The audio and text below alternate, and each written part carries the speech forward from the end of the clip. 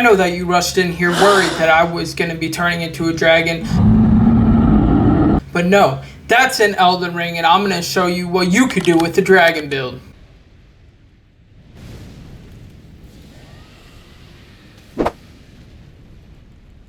So first, we're going to talk about how to make the build work. The build works essentially around the rock heart, which turns the human frame into an ancient dragon and boosts dragon communion incantations.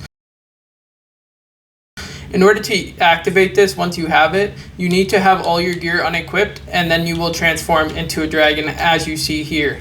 Also, one of the big things in this build is the Dragon Communion Seal. I have that at +10. It scales with Arcane. Let's go into the Arcane scaling. We have 60 in our Arcane stat. That allows us to use some of the higher level incantations for the Dragon Communion.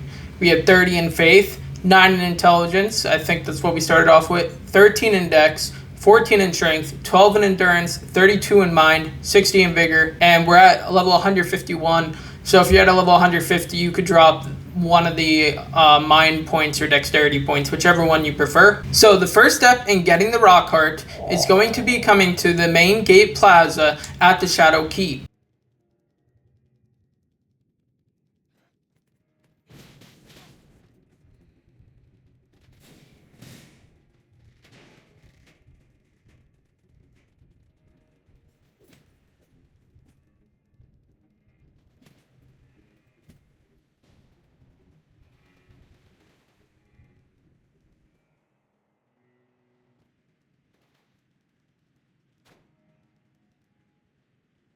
If you have the painting unlocked and the Jagged Peak Mountainside Grace, you can just teleport straight to the Jagged Peak Mountainside Grace, and I can show you straight from there where to go.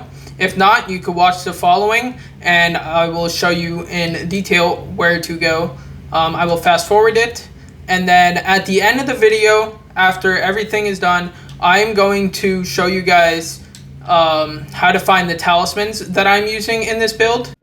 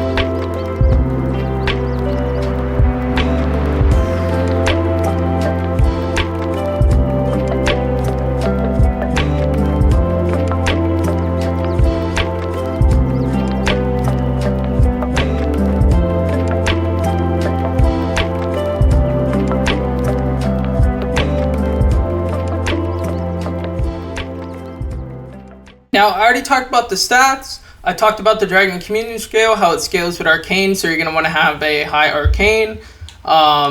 We have 60 Arcane and 30 Faith. That allows us to use a lot of the Dragon Communion spells because they also do require Faith, but we have higher Arcane scaling with our Dragon Communion seals, so we don't want to incorporate a lot into Faith. I use the Occult Beast Claw, and I have Endure on it.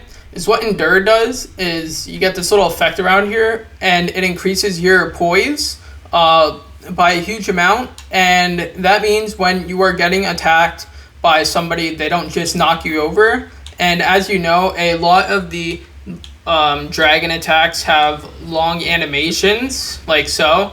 So having that increase in poise will just make sure that you don't get knocked out of the attack when you're fighting. Now I wanted to go in a little bit into the talismans. Now I have the Faithful Canvas Talisman as my first one. This I've been messing around with, trying different talismans. Normally I'll have the Dragon Crest Shield Talisman here, just to increase my defense. Then I have the Phlox Canvas Talisman, that increases my incantations. Then I have the Blue Dancer Charm, which increases my attack power which increases my attack power with a lower equipment load. So as you can see, our equipment load is only 6.3, which means that we are getting around the cap of the attack power from the Blue Dancer Charm.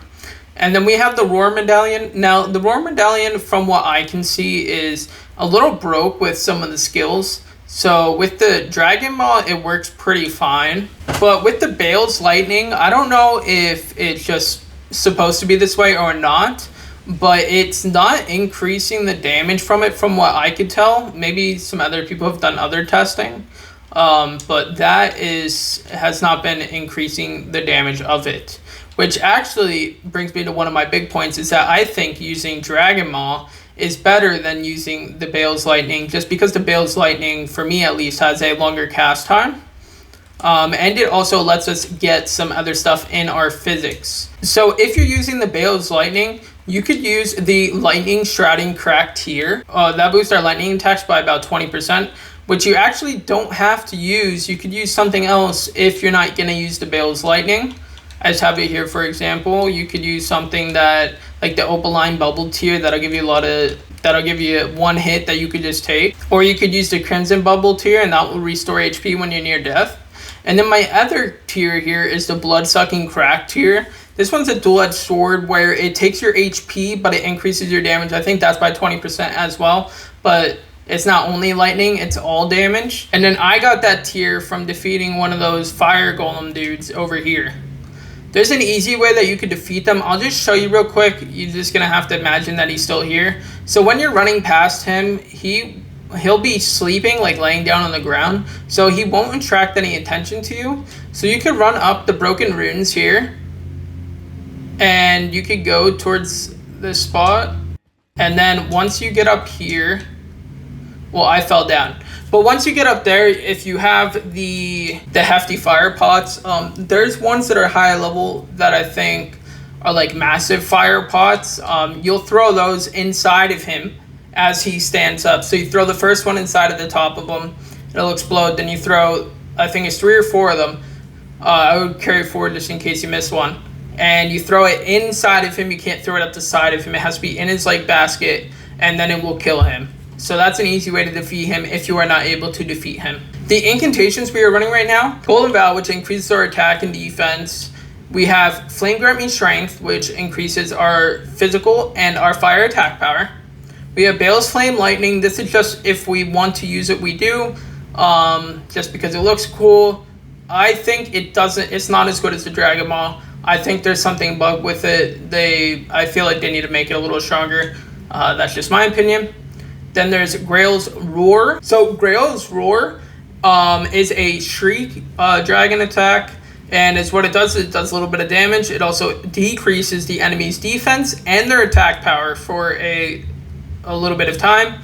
That will allow you to do more damage. And then, like I was saying, I use the Dragon Maw. And you could use whatever else you want if you have more memory slots. You may be asking, like, why don't I have the same amount of memory slots that you have? As you can see that I have 8. Back in the regular game, there are these towers like this Sluva's Rise. If you climb to the top of the Sluva's Rise, you will get a memory stone, which will give you a memory slot, which will allow you to equip more spells. There is another one. Oh, it's right here. They normally look like this on the map if you don't have them unlocked yet. As you can see, I don't have this one unlocked. There's one next to the river here, the Converted Tower. And then there's a couple more around the map, like right here, the Ordeon's Rise.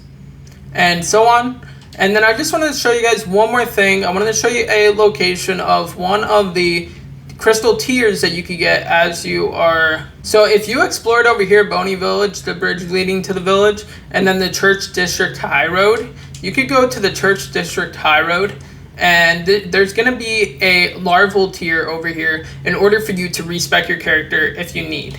I just wanted to make sure to include it just in case you don't have one and you needed a really easy one to get. And then in order to respec, you're going to have to go up to the Caria Grand Library, talk to Renala, and then you'll be able to respec. So in order to get the Phlox Canvas Talisman, you're going to have to come up to Sage Gowrie in Caelid. That's going to be just south of the Celea town of Sorcery. Then there's going to be Gowrie's Shack. You're going to be able to talk to Gowrie after you choose, or at the end of both of the Gowrie and Melissan's quest lines. If you choose the ending where Melissan dies, you'll be able to get the Phlox Canvas Talisman. The Blue Dancer Charm is going to be in a dungeon. It's going to be in the High Road Cave.